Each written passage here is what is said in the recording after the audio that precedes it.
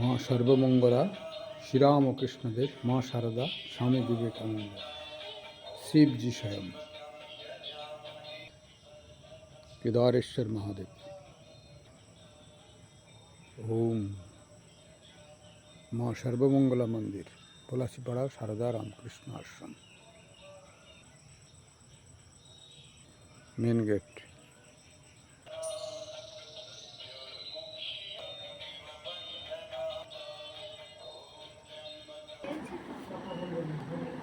তব কথামৃতম তপ্ত জীবনম কবিভিরডিতম কলমশাপহম শ্রবণমঙ্গলম শ্রীমদাততম ভুবি গৃণন্তি যে ভুরিদা জনাঃ।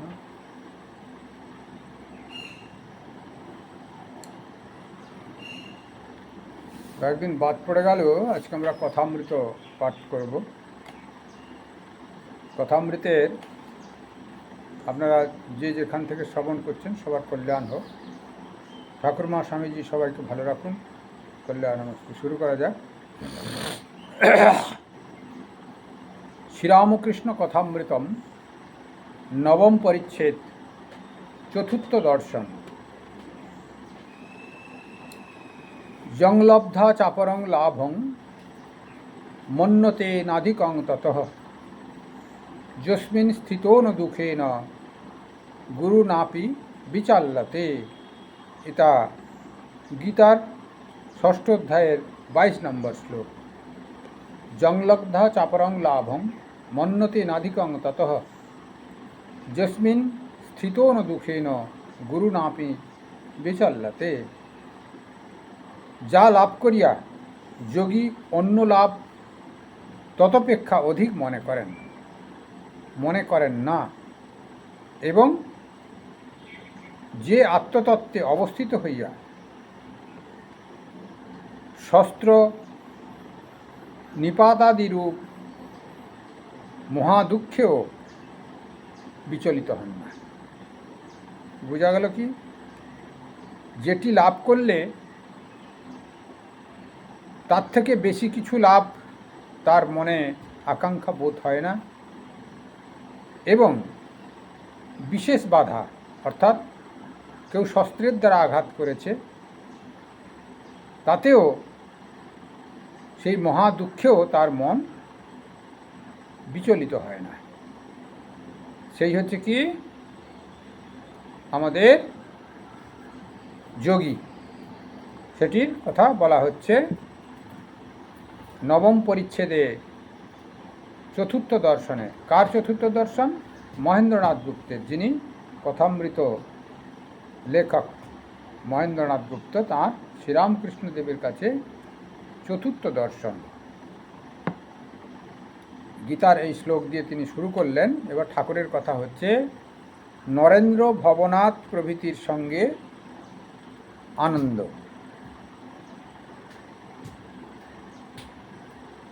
তার পরদিন ছুটি ছিল। কি মশা রে বাবা! তার পরদিনও ছুটি ছিল। বেলা ৩টার সময় মাস্টার আসিয়া উপস্থিত হইলেন। ঠাকুর শ্রীরামকৃষ্ণ সেই পূর্ব পরিচিত ঘরে বসিয়া আছেন। মেঝেতে মাদুর পাতা। সেখানে নরেন্দ্র ভবনাথ আরও ২-১ জন বসিয়া আছেন। কয়টি ছোকরা, ১৯-২০ বৎসর বয়স। ঠাকুর সহাস্য বদন, ছোট তক্তাপোষের উপর বসিয়া আছেন, আর ছোকরাদের সহিত আনন্দে কথাবার্তা কহিতেছেন। মাস্টার ঘরে প্রবেশ করিতেছেন দেখিয়াই ঠাকুর উচ্চহাস্য করিয়া ছোকরাদের বলিয়া উঠিলেন, ওই রে, আবার এসেছে রে, বলিয়াই হাস্য। সকলে হাসিতে লাগিল। মাস্টার আসিয়া ভূমিষ্ঠ হইয়া প্রণাম করিয়া বসিলেন। আগে হাত জোড় করিয়া দাঁড়াইয়া প্রণাম করিতেন, ইংরেজি পড়া লোকেরা যেমন করে, কিন্তু আজ তিনি ভূমিষ্ঠ হইয়া প্রণাম করিতে শিখিয়াছেন। তিনি আসন গ্রহণ করিলেন। শ্রীরামকৃষ্ণ কেন হাসিতেছিলেন তাহাই নরেন্দ্রাদি ভক্তদের বুঝাইয়া দিতেছেন। দেখো, একটা ময়ূরকে বেলা 4টার সময় আফিং খাইয়ে দিয়েছিল। তারপর দিন ঠিক 4টার সময় ময়ূরটা উপস্থিত হলো। আফিংয়ের মৌতাত ধরেছিল কি না? ঠিক সময়ে আফিং খেতে এসেছে। সকলের হাস্য। মাস্টার মনে মনে ভাবিতেছেন, ইনি ঠিক কথাই তো বলছেন। বাড়িতে যাই, কিন্তু দিবানিশি ইহার দিকে মন পড়িয়া থাকে, কখন দেখিব কখন দেখিব। এখানে কে যেন টেনে আনলে, মনে করলে অন্য জায়গায় যাবার জো নাই, এখানে আসতেই হবে, এইরূপ ভাবিতেছেন। ঠাকুর এদিকে ছোকরাগুলির সহিত অনেক ফষ্টি নষ্টি করিতে লাগিলেন, যেন তারা সমবয়স্ক। হাসির লহরী উঠিতে লাগিল, যেন আনন্দের হাট বসিয়াছে। মাস্টার অবাক হইয়া সেই অদ্ভুত চরিত্র দেখিতেছেন, ভাবিতেছেন, ইহাই কি পূর্বদিনে সমাধি ও অদৃষ্টপূর্ব প্রেমানন্দ দেখিয়াছিলাম?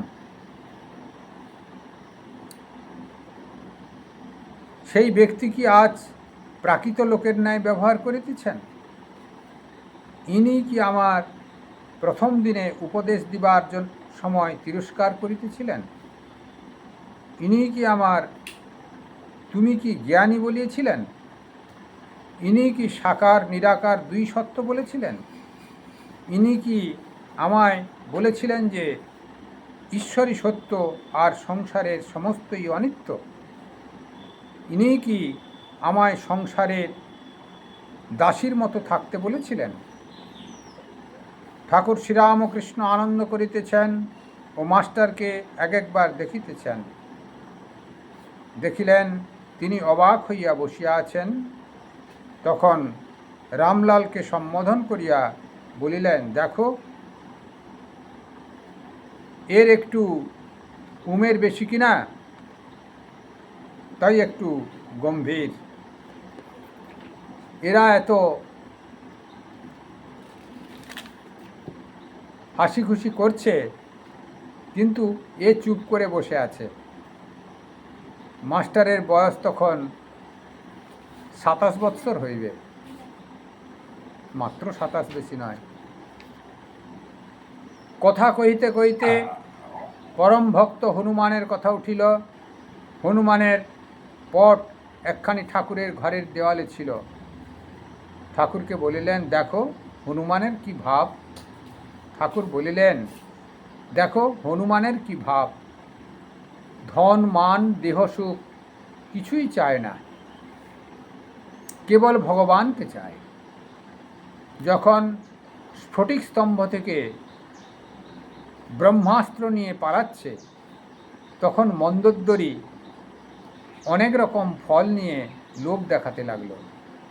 ভাবলে ফলের লোভে নেবে এসে অস্ত্রটা যদি দিয়ে ফেলে, কিন্তু হনুমান ভুলবার ছেলে নয়। সে বললে, আমার কি ফলের অভাব? পেয়েছি যে ফল, জনম সফল, মোক্ষ ফলের বৃক্ষ রাম হৃদয়ে। শ্রীরাম কল্পতরু মূলে বসে রই, যখন যে ফল বাঞ্ছা সেই ফল প্রাপ্ত হই।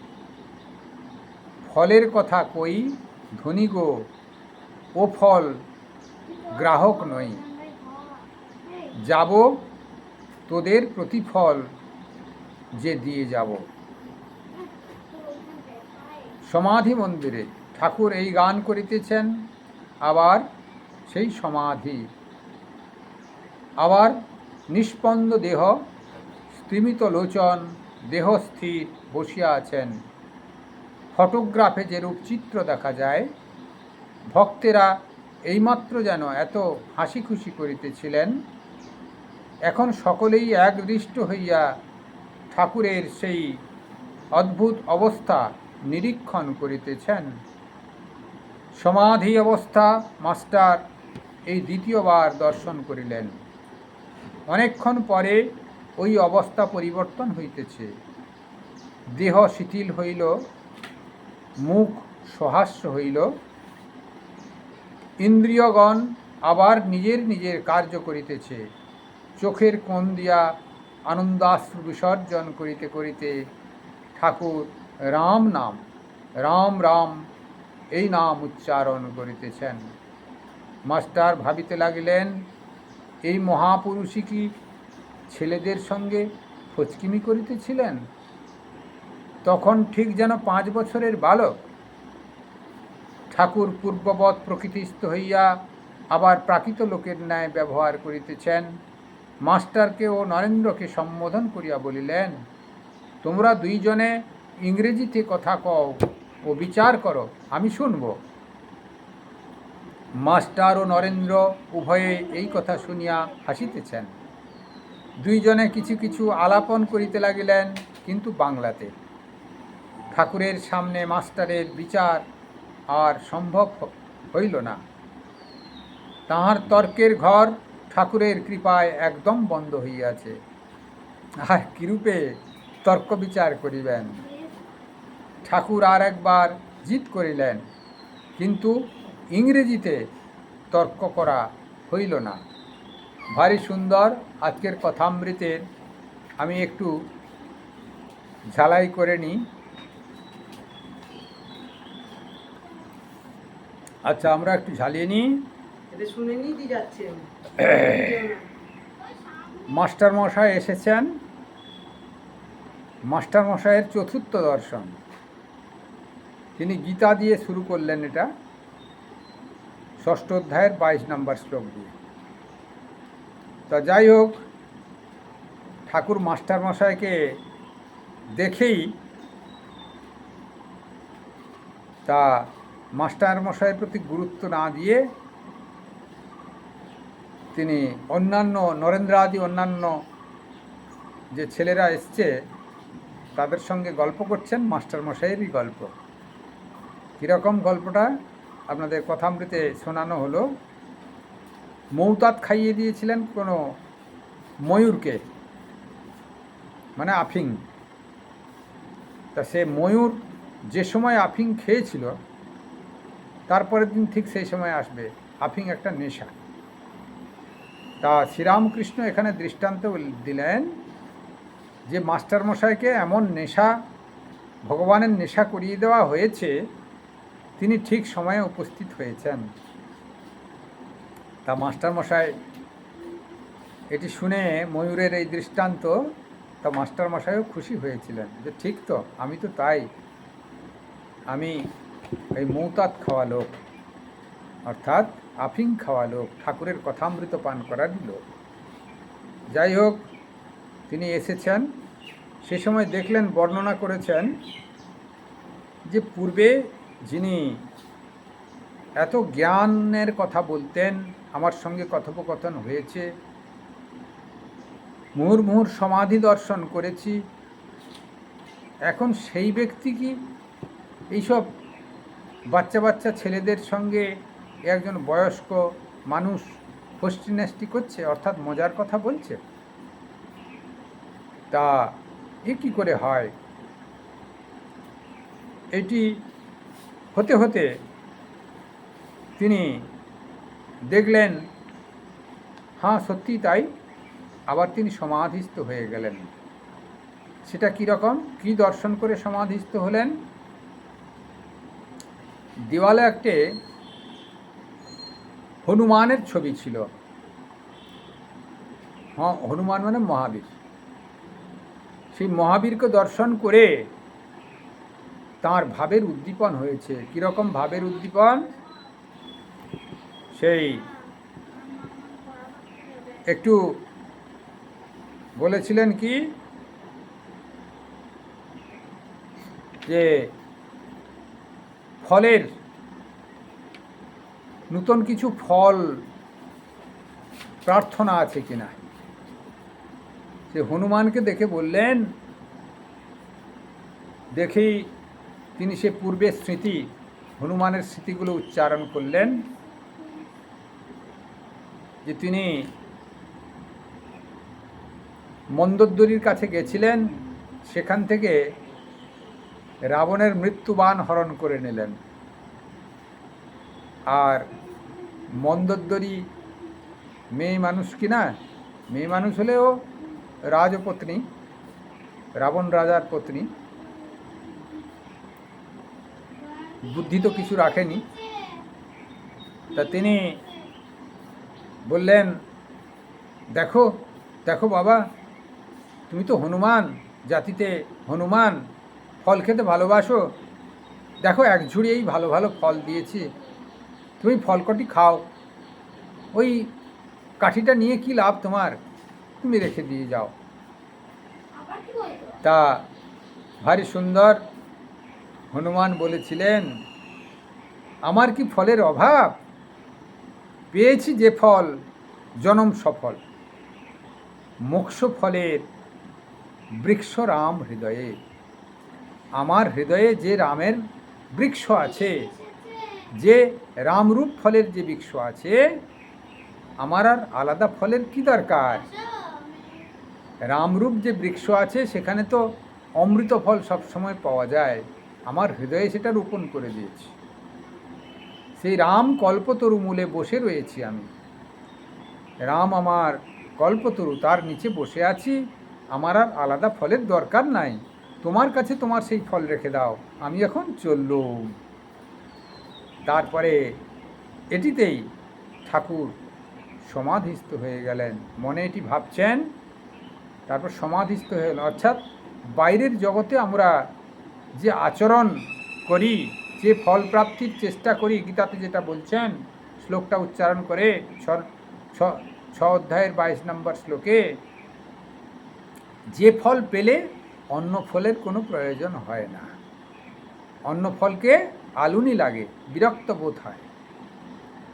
আর কেউ যদি কষাঘাত করে, শস্ত্র দিয়ে আঘাতও করে, তিনি ঈশ্বরের ভাবেতে এত তন্ময় থাকেন, সে আঘাতের যে দুঃখ তার কাছেও সেটা কিছু মনে হয় না। অর্থাৎ সেই কল্পতরু বৃক্ষে নিচে যিনি আছেন, যার হৃদয়ে কল্পতরু বৃক্ষ রোপণ করা আছে, তার তো বাইরের জগতের ফলের কোনো প্রয়োজন নাই, সেই জন্যে তোমার এসব ফল রইল। এটা এই করতে করতে সমাধিস্থ ঠাকুর সমাধিস্থ হয়ে গেছেন, সেটিও মাস্টার দর্শন করলেন। এই 5 বছরের ছেলের মতো ফষ্টি নেষ্টি করছিলেন, এই আবার সমাধিস্থ হয়ে গেলেন। একেই বলে মহাপুরুষ। তিনি সবসময় সমাধিস্থবান ব্যক্তি, কখনো সাধারণ রূপে বিরাজ করেন, কখনো বালকবৎ বিরাজ করেন, আবার যেন সবসময় ঈশ্বরের ভাবে মশগুল হয়ে থাকেন। এই হচ্ছে সমাধিস্থবান মহাপুরুষ শ্রীরামকৃষ্ণদেব। ওম নিরঞ্জনম নিত্যমনন্তরূপম ভক্তানুকম্পাধিত বিগ্রহম বহি ঈশাবতারং পরমেশমিড্ডম তম রামকৃষ্ণম শিরসা নমামি। সর্বে ভবন্তু সুখিনঃ, সর্বে সন্তু নিরাময়া, সর্বে ভদ্রাণি পশ্যন্তু, মা কশ্চিৎ দুঃখমাং ভবেৎ। সকলে ভালো থাকুন, সকলের কল্যাণ হোক। আপনারা প্রত্যেকে ইউটিউবের মাধ্যমে যারা শ্রবণ করছেন, প্রত্যেকে আপনারা একটু শেয়ার লাইক করবেন, এবং যদি যারা সাবস্ক্রাইব করেননি সাবস্ক্রাইব করে নেবেন। যত ইচ্ছা শেয়ার করবেন, তাহলে চ্যানেলটা চালাতে সুবিধা হবে। কন্টিনিউ এবার শুনতে পাবেন। জয় শ্রীরামকৃষ্ণ।